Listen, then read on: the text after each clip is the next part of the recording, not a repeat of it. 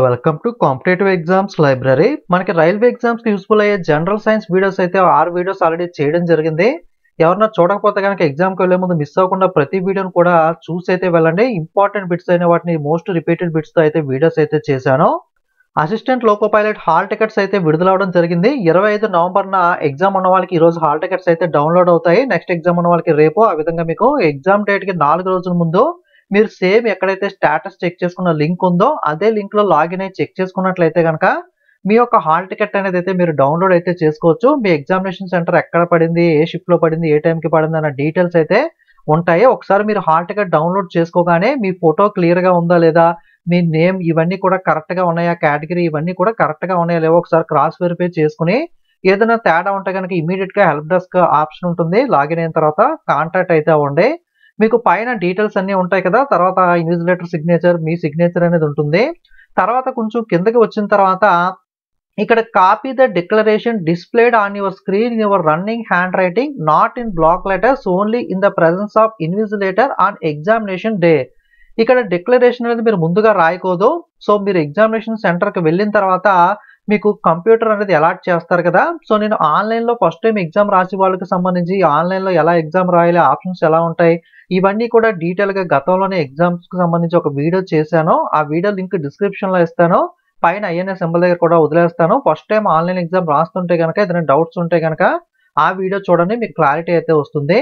So system లో మీకు ఒక డిస్ప్లే అయితే అవుతుంది మ్యాటర్ అనేది. ఆ మ్యాటర్ ఏదైతే ఉందో డిస్ప్లే అయిన మ్యాటర్ ని మీరు రన్నింగ్ హ్యాండ్ రైటింగ్ లో బ్లాక్ లెటర్స్ క్యాపిటల్ లెటర్స్ లో కాకుండా రన్నింగ్ హ్యాండ్ రైటింగ్ లో మీరు ఆ డిస్ప్లే అయిన మ్యాటర్ ని ఇక్కడ ఇచ్చిన లైన్స్ లో అయితే మీరు స్పేస్ లో అయితే ఫిల్అప్ చేయాల్సి అయితే ఉంటుంది. ఓకే, ఆ మ్యాటర్ ని బట్టి మీరు ఎంత సైజ్ ఉంది ఏంటి అని చెప్పి, సో కొంతమంది పెద్ద పెద్ద అక్షరాలు ఉంటాయి, కొంతమంది చిన్న అక్షరాలు రాస్తూ ఉంటారు కదా.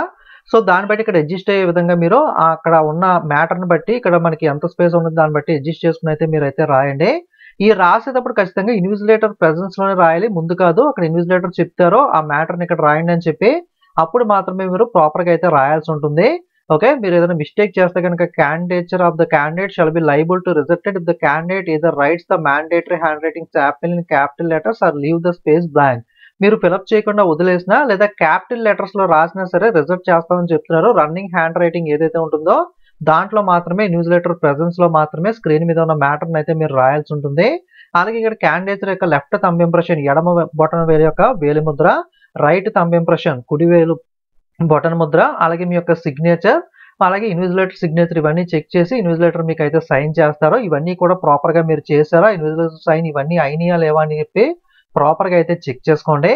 ఇక ఇన్స్ట్రక్షన్స్ హాల్ టికెట్ ఒకసారి చూసుకున్నట్లయితే candidate should report at the exam centre well in advance of the reported time కన్నా కొంచెం ముందుగానే వెళ్ళండి.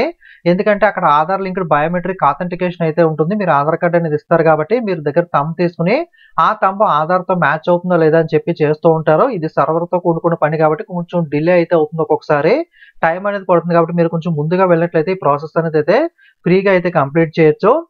సో గోరింతాకులు లాంటివి అయితే పెట్టుకుని వెళ్ళకండి, ఎందుకంటే థంబ్ ఇంప్రెషన్ అనేది క్లియర్ గా పడాలి కాబట్టి అటువంటి వాటిని అయితే అవాయిడ్ అయితే చేయండి. హ్యాండ్ అనేది నీట్ గా ఉండేలా చూసుకుని అయితే ఎగ్జామ్ సెంటర్ కి అయితే వెళ్ళండి. రిపోర్టింగ్ టైం వచ్చేసరికి మీకు షిఫ్ట్ 1 కి 7:30కి రిపోర్టింగ్ టైం ఉంటుంది. 8:30కి గేట్ క్లోజ్ చేస్తారు. ఎగ్జామ్ అనేది 9కి స్టార్ట్ అవుతుంది. ఎగ్జామ్ 9కి కదా 8:30కి ఎప్పుడో వెళ్దాం అనుకోకండి, ఎందుకంటే ముందు ఎగ్జామ్ కి బయోమెట్రిక్ ప్రాసెస్ కానీ గేట్ దగ్గర మీకు వెరిఫికేషన్ చేసి లోపలికి పంపడం ఈ ప్రాసెస్ అంతా ఉంటుంది. కాబట్టి 7:30 అంటే కనుక మీరు ఖచ్చితంగా 7 కల్లా మీరు ఎగ్జామ్ సెంటర్ కి అయితే రీచ్ అయ్యే విధంగా అయితే చూసుకోండి. మనకి లేట్ అయితే ఇబ్బంది అవుతుంది కానీ కొంచెం ముందుగా వెళ్తాం వల్ల అయితే ఇబ్బంది లేదు కదా. అలాగే 11 AM కి షిఫ్ట్ 2 స్టార్ట్ అవుతుంది. 12 PM కి గేట్ క్లోజ్ చేస్తారు. 12:30కి అయితే మీకు ఎగ్జామ్ స్టార్ట్ అవుతుంది.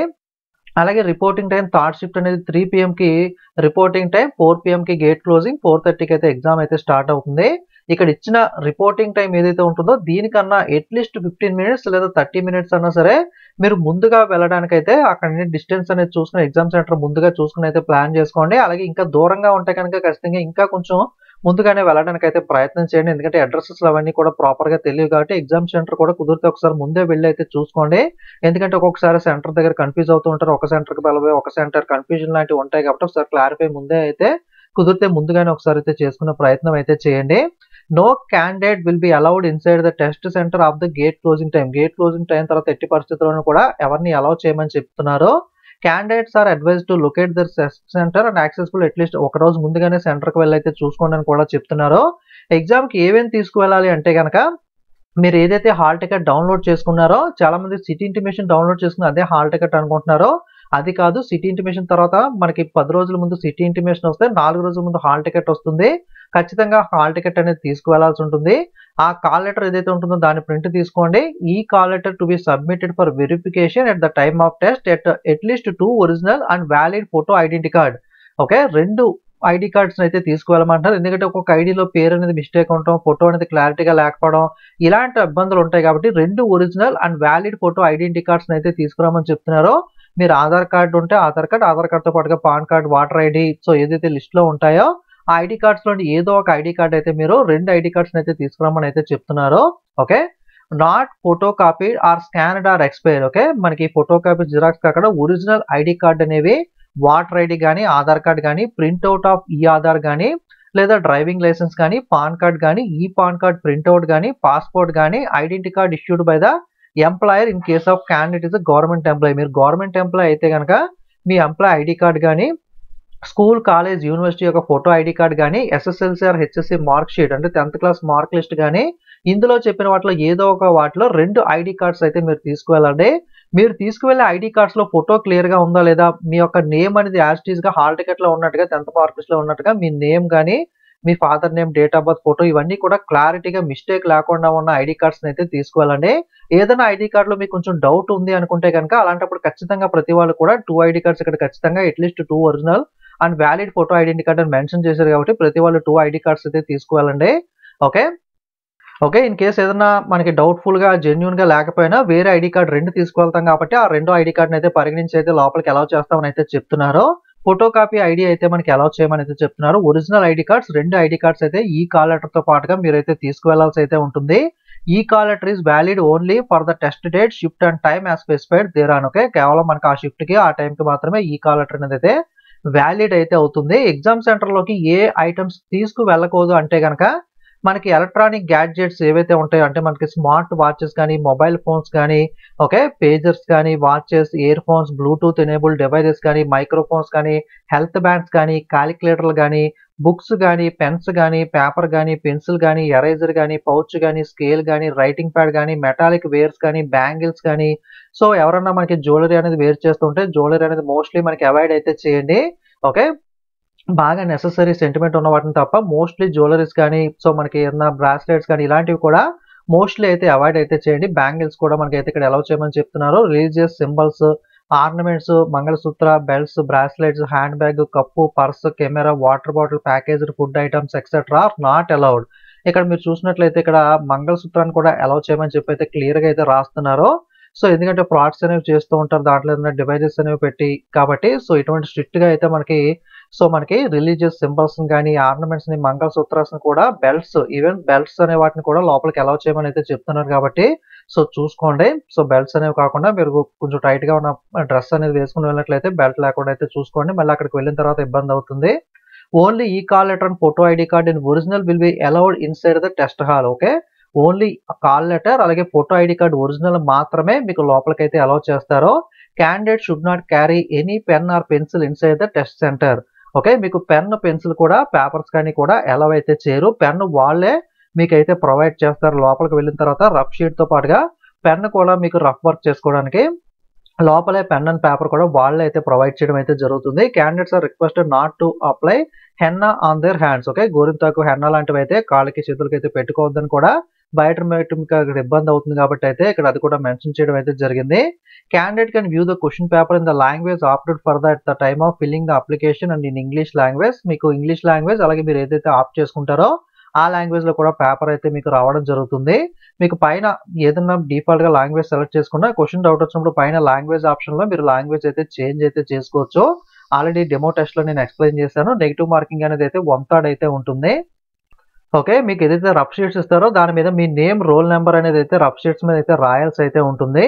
ఓకే, అలాగే మనకి డ్యూరింగ్ ద ఎగ్జామ్ అంటే మనకి ఎగ్జామ్ జరుగుతున్నప్పుడు మిడిల్ లో ఎడిషనల్ గా మళ్ళీ ఒకసారి బయోమెట్రిక్ అనేది, ఎల్టీఐ ఫోటోగ్రాఫ్ క్యాప్చరింగ్ అనేది ప్రాసెస్ అయితే మీకైతే మిడిల్ ఆఫ్ ద ఎగ్జామ్ లో అయితే జరుగుతుంది. And signature in running hand writing, అలాగే సిగ్నేచర్ అనేది కూడా మీరు మిడిల్‌లో చేయాల్సి ఉంటుంది. మీరు ఎగ్జామ్ మధ్యలో ఒకసారి మీకు డిస్టర్బ్ చేస్తూ ఉంటారు.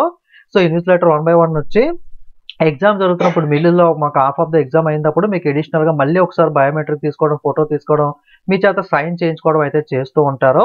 Okay. Candidate will be taken and no extra time. Okay. ఇలా ఎక్స్‌ట్రాగా మరి మనకి ఎగ్జామ్ టైమ్‌లో మనకి ఎక్స్‌ట్రాగా మిడిల్‌లో ఈ ప్రాసెస్ అంతా చేశారు కదా! నాకు ఎక్స్‌ట్రా టైమ్ కావాలి అంటే గనక ఇవ్వరు. ఎక్స్‌ట్రా టైమ్ అనేదైతే ఈ ప్రాసెస్‌కి ఇవ్వరు. ఎగ్జామినేషన్ టైమ్‌లోనే మీరు ఒక 5 మినిట్స్ అనేదైతే అంటే అంత ఫాస్ట్‌గానే అయిపోతుంది. బట్ దీనికైతే ఇది కూడా మైండ్‌లో పెట్టుకోండి. మిడిల్‌లో మీకు సో, ఈ ప్రాసెస్ అయితే మీకైతే మనకి మిడిల్‌లో అయితే కండక్ట్ చేయడం జరుగుతుంది. మోస్ట్‌లీ ఇంత స్ట్రిక్ట్‌గా ఇవన్నీ ఎందుకు చేస్తున్నారంటే మనకి మిడిల్‌లో క్యాండిడేట్ మారిపోవడం గానీ, లేదా మనకేమన్నా ఎలక్ట్రానిక్ గాడ్జెట్స్ ఇవన్నీ చేయడం, ఫ్రాడ్ చేయడం ఇలాంటివి జరగకుండా ఉండడం కోసం ఇంత స్ట్రిక్ట్‌గా రూల్స్ అన్నీ కూడా పెట్టడం జరిగింది. ఓకే. మీరు కూడా ఒకసారి హాల్ టికెట్ ఇన్‌స్ట్రక్షన్స్ అన్నీ కూడా క్లారిటీగా చూసుకోండి. ఒరిజినల్ ఈ కాల్ లెటర్‌తో పాటుగా ఒరిజినల్ ఐడీ కార్డ్స్ అనే వాటిని రెండిటినైతే మీరు క్యారీ చేయాల్సయితే ఉంటుంది. ఎవరన్నా ఫీమేల్స్ అనేవాళ్ళు అప్లై చేసిన తర్వాత మ్యారేజ్ అయ్యి మనకేమన్నా అప్లికేషన్‌లో ఉన్న దానికి కాకుండా నేమ్ అనేది ఏమన్నా చేంజ్ అయితే కనుక ఇనీషియల్స్ లాంటివి ఏమన్నా చేంజ్ అయితే వాళ్ళు మ్యారేజ్ సర్టిఫికేట్ అనేదైతే క్యారీ చేయండి. ఇది అసిస్టెంట్ లోకో పైలట్ ఎగ్జామ్‌కి సంబంధించిన హాల్ టికెట్ ఇన్‌స్ట్రక్షన్స్ ఎగ్జామ్‌కి ఏం తీసుకువెళ్ళాలి ఏంటి అని చెప్పి. సో, మీకు మాక్ టెస్ట్ లింక్ అనేది డిస్క్రిప్షన్‌లో ఇస్తాను. ఫస్ట్ టైమ్ ఎగ్జామ్ రాస్తున్న వాళ్ళు ఒకసారి ఆ వీడియో చూసైతే వెళ్ళండి. సో, మీకు క్లారిటీ అయితే వస్తుంది. అలాగే ప్రిపరేషన్ వీడియోస్ జనరల్ సైన్స్‌కి సంబంధించి ఆల్రెడీ చాలా అప్‌లోడ్ చేశాను. రేపు మార్నింగ్ కూడా ఒక వీడియో అయితే వస్తుంది.